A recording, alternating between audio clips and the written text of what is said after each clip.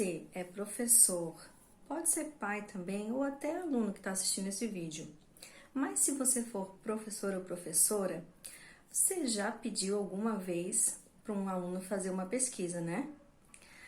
Talvez você já tenha pedido, faça uma pesquisa sobre baleias e nunca ensinou esse aluno a pesquisar. E isso não é problema nenhum. Atire a primeira pedra quem nunca fez isso. Mas, pensando nisso, eu vou dar 3 dicas do que vocês podem fazer antes de pedir para o aluno pesquisar. Ou até mesmo quando forem fazer essa pesquisa junto com os alunos numa sala de informática, por exemplo, ou utilizando outras ferramentas, tá certo? Primeiro de tudo, a gente precisa saber o que a gente vai pedir para esse aluno pesquisar. O que eu quero saber com isso, tá certo? E antes de tudo, a gente vai perguntar para eles o que eles já sabem sobre esse assunto. Se a gente quer saber, por exemplo, sobre os tubarões, a gente vai fazer uma coluna com eles, no quadro, no computador, seja onde for, faz uma lista, o que a gente já sabe sobre a vida dos tubarões. Aí, todo aluno vai ter alguma informação para passar, porque a gente trabalha com conhecimento prévio, né? A gente trabalha da forma com que o aluno já tem algum conhecimento, que ninguém é tábua rasa. Ele já assistiu na BNCC, já viu alguma coisa no Fantástico, já procurou na internet, porque ele tinha uma curiosidade, ele foi pesquisar. Então, a gente vai fazer uma coluna, aquilo que o aluno já sabe. Ok, então agora a gente vai fazer uma coluna daquilo que a gente quer saber. Feito isso, a gente vai lá para a ferramenta do Google. Aí, se você estiver na sala de informática com esses alunos, ou até em um espaço que vocês estiverem usando algum computador, ou um Chromebook, ou um tablet, ou um celular, vocês vão deixar eles falarem o que a gente vai colocar aqui então para pesquisar. Primeira coisa que eles vão falar, se a gente estiver pesquisando sobre tubarão, escreve lá tubarão no Google. Aí vocês vão dizer que o Google é uma ferramenta de pesquisa, tal. Ah, coloquei tubarão. O que apareceu? Faça um teste. Coloca lá no Google, tubarão. Vai aparecer, sabe o quê? O município de Tubarão. Então, a gente tem que explicar para esse aluno que ele tem que ser mais específico para o Google. Eu tenho que escrever exatamente aquilo que eu quero saber. Ah, eu quero saber sobre a vida dos tubarões, eu quero saber sobre a alimentação do tubarão, eu quero saber quantas espécies de tubarões existem no mundo, quantas espécies de tubarão existe no Brasil, qual o tamanho dos tubarões, qual é o mais veloz. Tem várias coisas que a gente pode fazer perguntas para o Google, então a gente tem que ser específica. A gente pode ensinar também a pesquisas que a gente chama de específicas, usando aspas. Aí você vai explicar para ele que ele vai achar o título da pesquisa que ele está procurando daquela forma como ele colocar a aspa, tá? Então, essa seria uma forma de iniciar a pesquisa. Quando ele fizer isso, quando ele entender o que ele tem que procurar para pesquisar, vai aparecer um monte de site. E aí a criança e até a gente mesmo, a gente é muito ansioso. Então eu falo sempre para eles, não parem no primeiro site da pesquisa, leiam aquela informação e já tá tudo ok. Eles têm muito isso. Professora, já pesquisei. Professora, já entendi. Aí eu devolvo a pergunta. Então tá, o que você entendeu sobre esse site que você leu? Aí ele vai parar e vai pensar, não entendi muito. Então, eu vou falar, então você vai procurar mais de um site até você entender.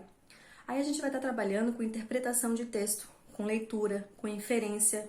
Eu consigo fazer de uma pesquisa no Google, trabalhar interdisciplinarmente, com várias outras questões. Vai aparecer a leitura de números e matemática, vai trabalhar ciência, alfabetização científica, N coisas que eu posso fazer somente com uma pesquisa no Google, tá?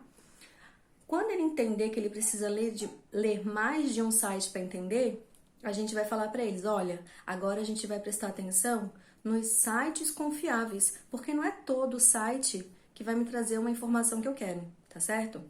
Exemplo, uma vez eu fiz uma pesquisa com o 2º ano sobre dinossauros e a menina a estudante queria saber se dinossauro ainda existia. Ela colocou lá no Google, dinossauro ainda existe? E aí apareceu uma matéria de um site dizendo que existia um dinossauro numa ilha e que tinha um repórter e um jornalista, um repórter e um cientista indo até essa ilha de helicóptero para visitar, para descobrir que dinossauro era esse.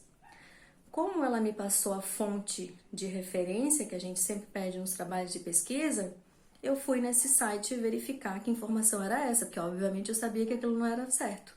Aí o que eu descobri? Que tinha um site de entretenimento. Acho que era o R7, se eu não me engano. Então a gente tem que explicar para esses alunos também que não são todos os sites, não é que ele não seja confiável, mas que tem sites que são de entretenimento, que é uma brincadeira, que existe esse site para trabalhar criatividade, curiosidade, diversão. Então eles têm que fazer o quê? Procurar por sites que sejam de pesquisas científicas mesmo. Aí você traz alguns com nomes renomáveis. BBC, a revista Ciência Hoje para Crianças, um site de jornalismo. Então a gente vai começar a diminuir o número de sites da pesquisa. Falo para eles também que o Wikipedia não é um bom lugar para se pesquisar. Por quê? Porque é um site colaborativo, muitas pessoas editam e às vezes a gente encontra respostas erradas.